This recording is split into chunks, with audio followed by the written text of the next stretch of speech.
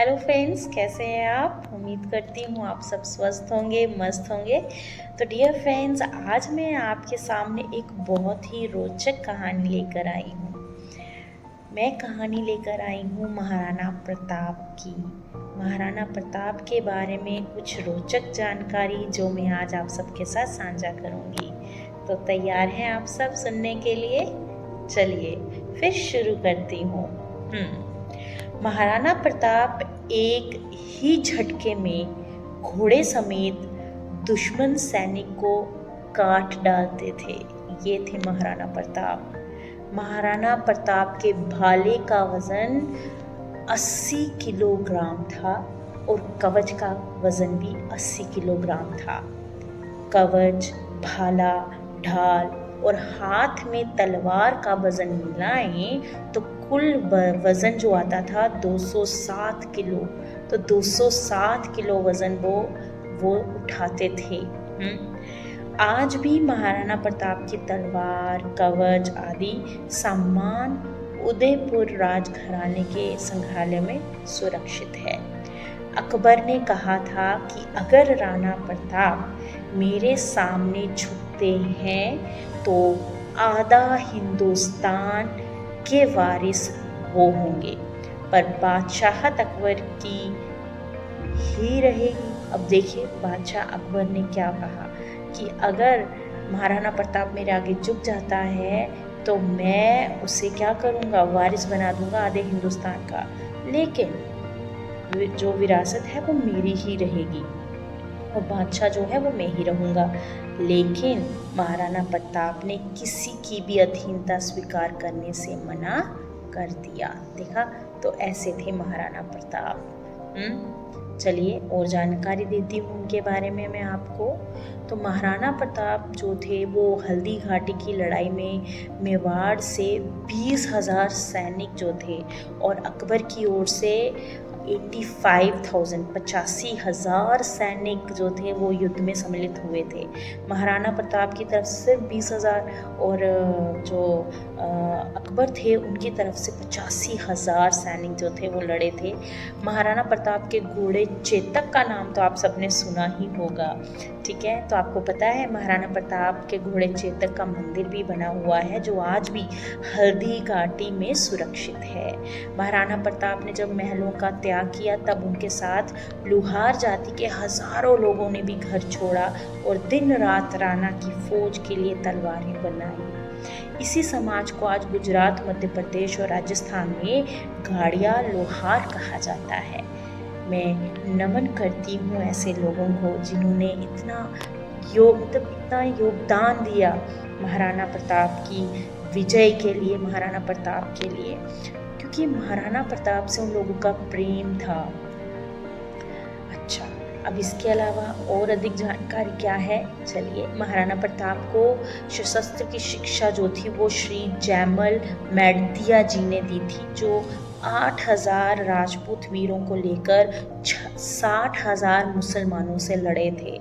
उस युद्ध में 48,000 जो थे लोग मारे गए थे, जिनमें 8,000 राजपूत थे और 40,000 मुगल थे। महाराणा के देहांत पर अकबर भी रो पड़ा था। ऐसा क्यों हुआ था ये हम जानेंगे आगे। मेवाड़ के आदिवासी भील समाज ने हल्दी घाटी में अकबर की फौज को अपने तीरों से रौंद डाला था। वो महाराणा प्रताप को अपना बेटा मानते थे और राणा बिना भेदभाव के उनके साथ रहते थे। आज भी मेवाड़ के राज चिन्ह पर एक तरफ राजपूत हैं तो दूसरी तरफ भील। महाराणा प्रताप का घोड़ा चेतक महाराणा को 26 फीट का दरिया पार करने के बाद वीर गति को प्राप्त हुआ। उसकी एक टांग टूटने के बाद भी वह कूदा, मतलब उसने इतनी बड़ी छलांग लगाई वहाँ से, जबकि उसकी एक टांग जो थी वो टूट गई थी, फिर भी उसने वो दरिया पार कराया महाराणा प्रताप को। जहाँ वो घायल हुआ वहाँ आज घोड़ी इमली नाम का पेड़ है, जहाँ पर चेतक की मृत्यु हुई वहाँ चेतक मंदिर है। राणा का घोड़ा चेतक भी बहुत ताकतवर था।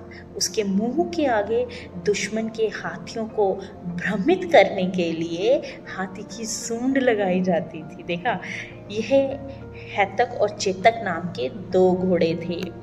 मरने से पहले महाराणा प्रताप ने अपना खोया हुआ 85% मेवाड़ फिर से जीत लिया था। सोने चांदी और महलों को छोड़कर वो 20 साल मेवाड़ के जंगलों में घूमे। महाराणा प्रताप का वजन 110 किलो और लंबाई 7 फुट 5 इंच थी। 2 मयान वाली तलवार और 80 किलो का भाला रखते थे हाथ में महाराणा प्रताप। देखा, ये जानकारी जो है महाराणा प्रताप के बारे में कितनी रोचक जानकारी है और हमें इसके बारे में पता होना चाहिए कि कितने वीर और महान सैनिक थे। महाराणा प्रताप के हाथी की कहानी अगर मैं बताऊं मित्रों आपको, आप सबने महाराणा प्रताप के घोड़े चेतक के बारे में तो सुना ही है, लेकिन उनका एक हाथी भी था जिसका नाम था राम प्रसाद। उसके बारे में आपको कुछ बातें बताती हूँ। राम प्रसाद हाथी का उल्लेख अल बदायूनी जो मुगलों की ओर से हल्दी घाटी के युद्ध में लड़ा था ने अपने एक ग्रंथ में किया है। वो लिखता है कि जब महाराणा प्रताप पर अकबर ने चढ़ाई की थी तब उसने 2 चीज़ों को ही बंदी बनाने की मांग की थी, एक तो खुद महाराणा और दूसरा उनका हाथी राम प्रसाद। आगे अल बदायूनी लिखता है कि वो हाथी इतना समझदार व ताकतवर था कि उसने हल्दी घाटी के युद्ध में अकेले ही अकबर के 13 हाथियों को मार गिराया था। क्या नाम था उस हाथी का? राम प्रसाद। जी मित्रों, राम प्रसाद। चक्रव्यूह बनाया गया राम प्रसाद को मारने के लिए, क्योंकि वो बहुत ही समझदार हाथी था। उस हाथी को पकड़ने के लिए 7 हाथियों का चक्रव्यूह बनाया गया और 14 हाथियों को बिठाया गया उन हाथियों पर। तब कहीं जाकर उस हाथी को, किसे, राम प्रसाद को बंदी बना पाए। अब सुनिए, एक भारतीय जानवर की स्वामी भक्ति, वो महाराणा प्रताप का भक्त था, कहिए प्रेम था हाथी का। जिस तरह से घोड़े चेतक का प्रेम था उसी तरह से उनके हाथी राम प्रसाद का भी महाराणा प्रताप से बहुत प्रेम था। जहाँ अकबर ने उसका नाम वीर प्रसाद रखा। उस हाथी को अकबर के समक्ष पेश किया गया जब उसे बंदी बनाया गया।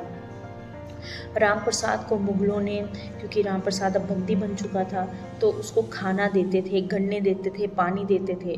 पर राम प्रसाद की स्वामी भक्ति देखिए, वो इतना प्रेम करता था अपने स्वामी से कि वो बंदी बनने के बाद उसने बिल्कुल कुछ नहीं खाया।